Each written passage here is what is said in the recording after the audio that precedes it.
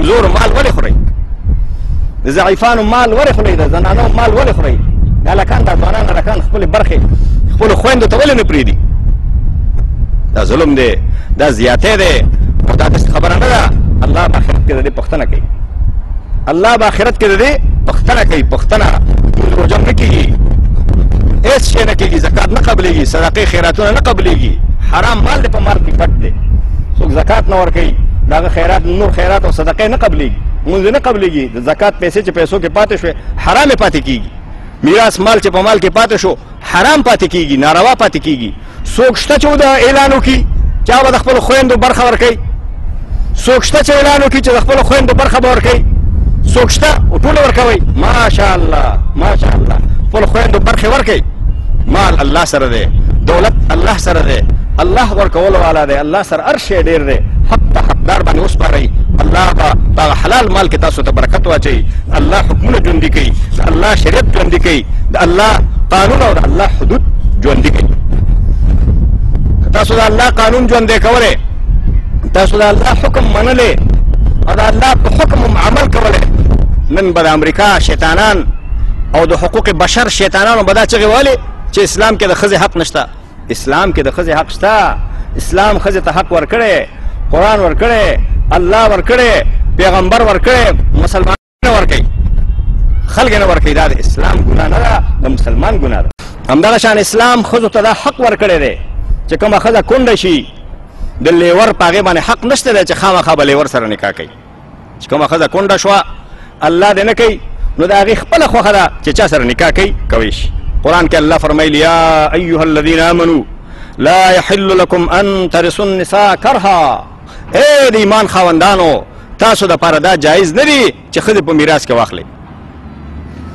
ښځه څاروی نه دی، حیوان نه دی، زناور نه دی، پټی نه دی، مال نه دی چې تی میراث کې اخلي چې دا زما د ورور ښځه ده، دا زما د تربور ښځه ده.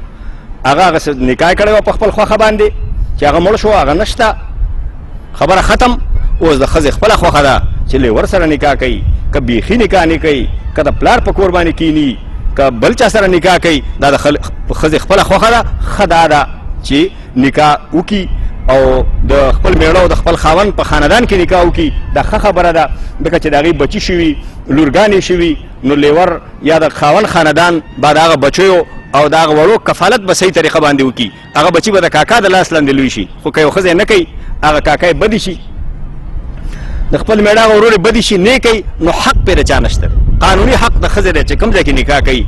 خو که وکړي نو ښه خبره ده، ځکه چې ماشومانو دپاره به اسانتیا شي او د بل چا په کور کې ماشومان دپاره به تکلیف شي. نو که اجر غواړي د آخرت او د آخرت ثواب غواړي او خپلو بچو ته ګوري نو ودې کړي. خو سړو ته دا حق نشته دی چې په زور یې ځان ته نکاح کوي. میراثي نکاح په اسلام کې نشته.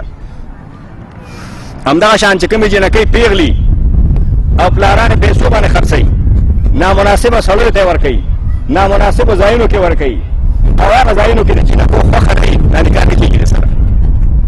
خپلې لور نه به پوښتنه کوي چې دا پلاني هلک ته تا ورکوم، دې کې او که نه کې. همدغه شان پلاران به د زامنو نه هم پوښتنه کوي چې پلانۍ جلۍ درته کوم، ته کې او که نه کې. او هلک دپاره دا هم جایز دي چې څه چل ول باندې څه طریقه باندې هغه جلۍ هم ګوري، څه ګنیو کې ورته پټ شي، غنمو کې پټ شي، شولو کې پټ شي، کوڅه کې پټ شي، په دې کې هغه جلۍ تېرېږي، وی ګوري چې وی کم که به یې نه کم. همدغه شان ښځې ته هم جایز دي، جنۍ ته هم جایز دي، څه چل ول سره هغه هلک وګوري. نبي صلی الله علیه وسلم ته یو سړی راغی، ویلې ولې د جامې زیړې دي؟ وایي ما نکاح کړې ده. نو وایي تا لیدلې وه؟ ویې ویلې چې صاحب انا لیدلې مې نه وه. ورته یې ویلې کتلې به دې وه څه چل باندې، او بیا د کتو نه پس چې تا نکاح کړی وې نو ستاسو په منځ کې به محبت پیدا شوی و او دا نکاح به صحیح نکاح وه. خو د دې دا معنا نه ده چې یو سړی د خپل لور یو ځای کې کښېنوي او خلک دې ورته راولي چې دې وګوره چې خوښه دی او که خوښه دی نه ده. دا مطلب نه دی. یو شریفانه طریقه باندې، یو باعزته طریقه باندې، څه چل باندې، څه طریقه باندې دا کېدی شي، په کلو کې په هغه کې دا کېدی شي چې هغه پوه نه شي او باعزته طریقه باندې دا کار وشي.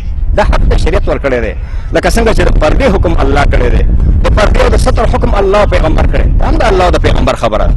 شریعت ژوندي کول دې ته نه وایي چې ته به خپل طبیعت ته ګورې، ته به خپل مزاج ته ګورې چې دا خبره خو زما طبیعت نه مني. ستا طبیعت څه شی دی؟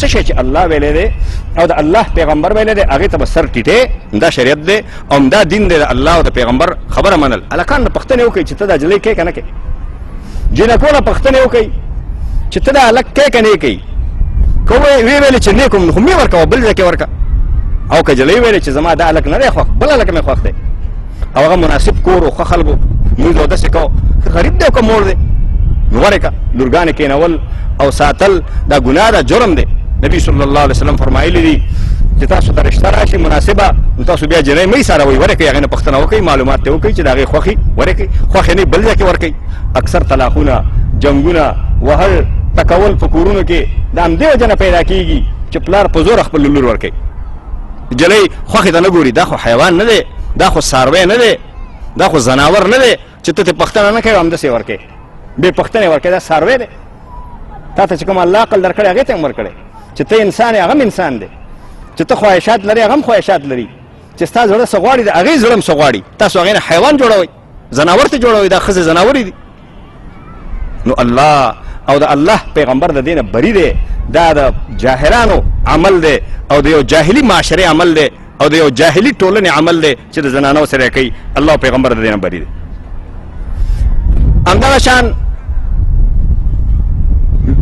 لور اخلي زوی ته بدلوي ولې بدلوي لور به خوښوي یا به خوښه نه بدل نکاح چې د فقهاو اختلاف دی امام ابو حنیفه رحمت الله علیه ویلي دي که مهر د دواړو معلومي نو کې جایز ده جایز ده دې دا مطلب نه دی چې ډېره ښه ده او ډېره بهتره ده او ویې کوي دا معنا نه ده جایز ده نکاح وشوه یعنې زنا نه ده نکاح شوه او بعضې اهل علم د دې سره مخالف دي دا بیخي کېږي نه خو چا چې ورته جایز هم ویلي دي نو د هغې دا معنا نه ده چې فرض ده د بدل د وجې نه جنګونه پیدا کېږي جګړې پیدا کېږي یو جلۍ ورور ته ولې بدلی ورور دې په خپل خوښه باندې ځان ته ښځه وکړي او جلۍ دې په خپل خوښه باندې د هغې په مشوره باندې د مور و پلار په مشوره باندې ځان دپاره انتخاب کړي او مېړه دې وکړي نو شغار نکاح د نکاح د مقاصدو نه خلاف شی دی بدل نکاح دې لپاره ده چې په کورونو کې خپلوۍ پیدا شي مینه او محبت پیدا شي او دوستۍ پیدا شي د کورونو په منځ کې